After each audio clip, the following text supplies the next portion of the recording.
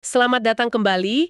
Hari ini kita akan coba melakukan sebuah penelusuran yang mendalam. Kita punya beberapa ayat pilihan dari Al-Quran di depan kita.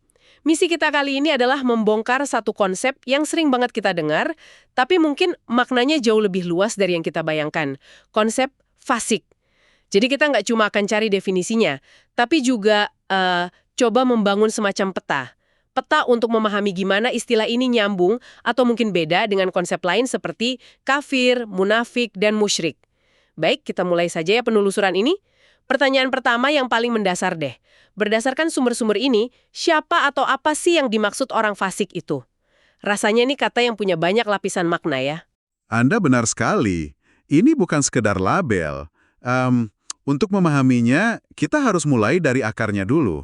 Kata fasik itu kan asalnya dari kata kerja Arab fasakah, yang secara harfiah artinya itu keluar dari atau menyimpang.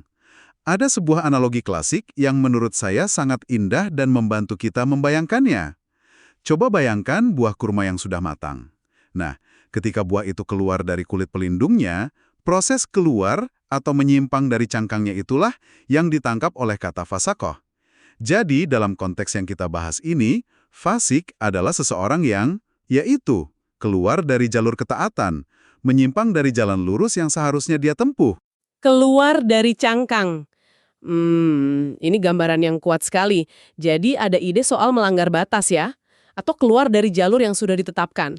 Dan kalau saya lihat sumber kita surah Al-Baqarah ayat 99, di sana kan langsung disebut wama yankuruha dan tidak ada yang mengingkarinya maksudnya ayat-ayat kami, kecuali orang-orang fasik. Ini sepertinya langsung mengaitkan tindakan keluar jalur itu dengan pengingkaran terhadap sesuatu yang sudah jelas. Tepat. Ayat itu langsung memberikan jangkar pada salah satu makna paling fundamental dari kefasikan, yaitu penolakan aktif terhadap kebenaran yang sudah nyata. Ini bukan sekedar lupa atau, lalai, tapi ini sebuah keputusan sadar untuk mengingkari. Dan sumber-sumber ini mau kita paham bahwa penyimpangan ini bukan hal sepele. Coba deh lihat surah As-Sajdah, ayat 20, yang melanjutkannya dengan menyatakan, adapun orang-orang yang fasik, maka tempat kediaman mereka adalah neraka. Ini menunjukkan bahwa keluar dari jalur itu punya konsekuensi yang paling ultim.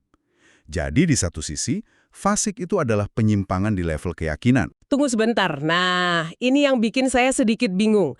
Di satu sisi, kita bicara soal penolakan iman yang fundamental, yang konsekuensinya neraka. Tapi di sisi lain, saya nemu ayat lain dalam sumber kita yang rasanya jauh lebih praktis. Misalnya di surah Al-Hujurat ayat 6. Di situ kan ada peringatan, wahai orang-orang yang beriman, jika seorang fasik datang kepadamu membawa suatu berita, maka telitilah kebenarannya. Di sini, fasik digambarkan sebagai pembawa berita yang nggak bisa dipercaya. Gimana kedua ide ini penolakan teologis yang berat dan katakanlah ketidakjujuran personal bisa sama-sama disebut fasik? Nah, ini pertanyaan yang sangat bagus. Dan ini membawa kita ke inti dari konsep fasik itu sendiri. Jawabannya adalah, karena fasik itu bukan tombol on-off. Dia itu sebuah spektrum. Dan yang paling fundamental untuk dipahami di sini adalah, fasik itu bukan sekedar label dosa loh. Ini konsep tentang integritas. Sumber-sumber ini menggunakannya untuk menggambarkan segala bentuk kebocoran, mulai dari retakan kecil dalam perilaku sampai patahan total dalam keyakinan. Itulah peta yang sedang kita jelajahi. Di ujung spektrum yang paling ekstrim, ada pengingkaran total seperti di surah Al-Baqarah. Tapi di ujung yang lain, ada perilaku yang merusak integritas, seperti berbohong atau menyebar kabar bohong, seperti di surah Al-Hujurat. Keduanya sama-sama bentuk keluar dari jalur, hanya saja skala dan dampaknya beda. Oke. Jadi, ini seperti spektrum penyimpangan. Ini mulai masuk akal. Dan ini juga menjelaskan ayat lain yang saya temukan di surah yang sama, Al-Hujurat ayat 11, yang menyebutkan, dan janganlah saling memanggil dengan gelar-gelar yang buruk. Seburuk-buruk panggilan adalah panggilan yang buruk fasik setelah beriman. Ini menyiratkan seseorang bisa melakukan tindakan fasik setelah dia beriman. Berarti kefasikan itu bisa jadi sebuah tindakan ya, bukan status permanen gitu. Persis, ayat itu adalah kuncinya. Ungkapan setelah beriman itu menunjukkan bahwa seorang mukmin, seseorang yang ada di dalam jalur iman, itu bisa tergelincir. Dia bisa melakukan sebuah tindakan yang membuatnya keluar sementara dari jalur integritas seorang beriman. Perbuatan itu sendiri adalah sebuah fusuk atau kefasikan. Nah, ini membedakannya dari kufur atau kekafiran, yang merupakan penolakan total. Jadi Anda bisa melihat fasik sebagai deskripsi untuk sebuah tindakan, misalnya berbohong, mengumpat, atau sebagai deskripsi untuk sebuah kondisi, yaitu seseorang yang secara fundamental menolak kebenaran. Spektrumnya luas sekali. Oke, kerangka dasarnya mulai terbentuk. Sebuah spektrum penyimpangan dari keyakinan sampai perbuatan. Ini membantu. Sekarang, mari kita coba petakan wilayah ini lebih jauh. Kita mulai dengan penyimpangan yang paling fundamental. Sumber kita kan menyebut istilah kafir dan musyrik. Keduanya terasa seperti penolakan total. Apakah keduanya itu pada dasarnya jenis fasik yang sama atau ada perbedaan penting di antara keduanya? Pertanyaan yang bagus untuk memetakan wilayah ini. Mari kita bedah satu persatu. Kafir itu berasal dari kata kafara. Secara harfiah artinya menutupi. Bayangkan seorang petani yang menutupi benih dengan tanah. Nah, dalam konteks teologis, seorang kafir adalah orang yang secara sadar menutupi kebenaran yang telah ia ketahui. Hatinya mungkin mengakui, tapi ia menolaknya dengan lidah atau perbuatannya. Ini posisi penolakan yang aktif dan total. Ayat-ayat di awal surah Al-Baqarah itu menggambarkannya dengan sangat jelas. Sama saja bagi mereka, diberi peringatan atau tidak, mereka tidak akan beriman. Penolakannya sudah mengakar. Oke, jadi kafir itu tentang penolakan total. Kalau musyrik bagaimana? Nah, musyrik lebih spesifik lagi. Ia berasal dari kata syirik, yang artinya menyekutukan Tuhan. Ini adalah tindakan mempersekutukan Sang Pencipta dengan ciptaannya. Ini pelanggaran terhadap prinsip paling inti dan fundamental dari ajaran Tauhid, yaitu keesaan Tuhan. Jadi kalau kafir adalah penolakan terhadap pesan Tuhan, musyrik itu distorsi terhadap identitas Tuhan itu sendiri. Dosa syirik dianggap sangat besar karena ia merusak fondasi dari seluruh bangunan keyakinan. Saya coba pahami ya. Jadi kafir menolak peta jalan yang diberikan Tuhan, sementara musyrik mencoba menggambar ulang sosok yang membuat peta itu. Keduanya jelas merupakan bentuk keluar dari jalur. Jadi bisa kita katakan bahwa setiap kafir dan setiap musyrik itu sudah pasti fasik? Fasik adalah kategori besarnya, yaitu orang yang menyimpang. Kekafiran adalah salah satu bentuk penyimpangan yang paling ekstrim. Menyimpang dengan cara menolak total. Syirik juga bentuk penyimpangan yang paling ekstrim. Menyimpang dengan cara merusak konsep ketuhanan. Keduanya jelas telah keluar dari cangkang ketaatan. Oleh karena itu, setiap kafir adalah fasik, dan setiap musyrik adalah fasik. Namun, dan ini poin pentingnya, tidak setiap fasik itu kafir atau musyrik.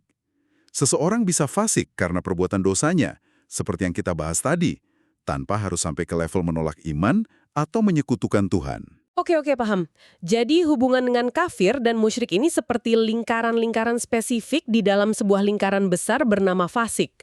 Ini membuat saya penasaran dengan kategori lain yang terasa lebih licin, yaitu munafik. Sumber kita, khususnya surah Al-Munafikun, memberikan gambaran yang sangat detail. Mereka kan secara lahiriah terlihat beriman ya. Jadi bagaimana konsep keluar dari jalur ini berlaku untuk mereka yang kelihatannya ada di dalam jalur? Anda menyentuh bentuk kefasikan yang oleh sumber-sumber ini dianggap paling berbahaya. Munafik itu master kamuflase. Karakteristik utama mereka adalah dualitas. Di luar, mereka menampilkan citra kesalehan. Mereka syalat, mereka bersumpah atas nama Tuhan, mereka ada di tengah komunitas. Tapi di dalam, mereka menyembunyikan kekafiran, kebencian, dan permusuhan. Surah Al-Munafikun itu menjelaskan perilaku mereka.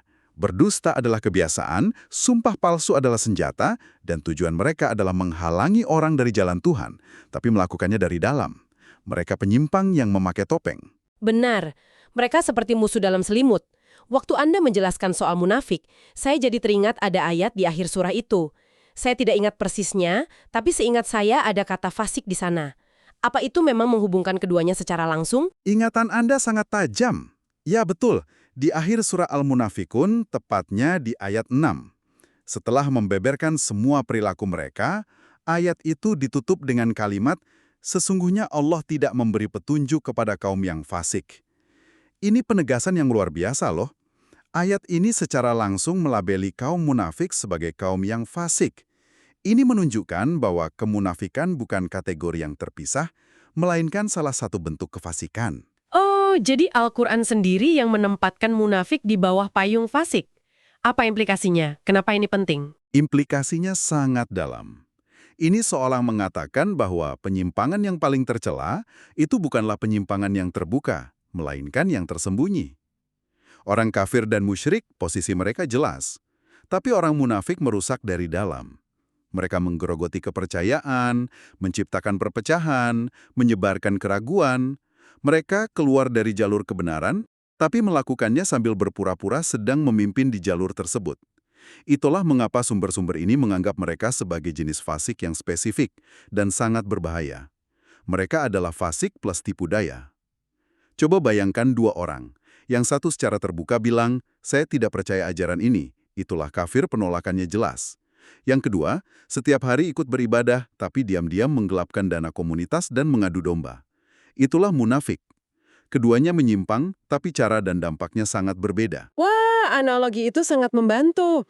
Semua istilah yang tadinya tumpang tindih sekarang jadi terasa punya tempatnya masing-masing. Gambaran besarnya jadi jauh lebih jernih sekarang. Jadi, kalau kita coba rangkum untuk pendengar kita, fasik ini benar-benar berfungsi sebagai istilah payung ya untuk berbagai jenis penyimpangan dari jalan kebenaran. Tepat sekali. Mungkin cara termudah untuk mengingat peta ini adalah dengan membayangkan fasik sebagai konsep umum untuk penyimpangan dari jalan integritas dan ketaatan. Nah, di bawah payung besar ini ada beberapa jalur penyimpangan yang spesifik. Ada kafir, mereka yang menyimpang melalui jalur penolakan total dan pengingkaran terhadap kebenaran. Ada musyrik, mereka yang menyimpang melalui jalur penyekutuan Tuhan, melanggar prinsip tauhid yang paling dasar. Lalu ada munafik, mereka yang menyimpang melalui jalur kepura-puraan dan tipu daya, menyembunyikan kekafiran di balik topeng keimanan. Dan yang terakhir, ada fasik dalam arti yang lebih sempit, yaitu seorang mukmin yang menyimpang karena melakukan dosa-dosa besar meskipun ia belum sampai pada level penolakan iman total. Jadi kata kuncinya selalu kembali pada tindakan keluar atau menyimpang itu ya. Tingkat penyimpangannya, jenis penyimpangannya, dan cara mereka menyimpang, itulah yang kemudian membedakan istilah-istilah ini satu sama lain, meskipun semuanya ada di bawah naungan makna fasik. Ini pembedahan yang sangat mencerahkan. Ternyata memahami nuansa istilah ini bukan sekedar soal linguistik, melainkan tentang memahami spektrum keyakinan dan perilaku manusia yang digambarkan dalam sumber-sumber ini. Pangan dari sebuah jalan-jalan yang lurus, jalan ketaatan, jalan integritas.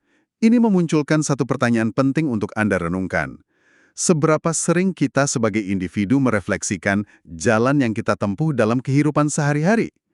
Di manakah garis batas antara kekhilafan manusiawi biasa dengan sebuah penyimpangan yang, menurut sumber-sumber ini, punya konsekuensi yang serius? Ayat-ayat ini bukan hanya memberi label pada orang lain, tapi tampaknya lebih dalam lagi, yaitu mengundang kita untuk terus melakukan introspeksi. Bukan untuk bertanya, apakah orang lain fasik? Tapi untuk bertanya, apakah ada bagian dari diriku yang sedang keluar dari jalur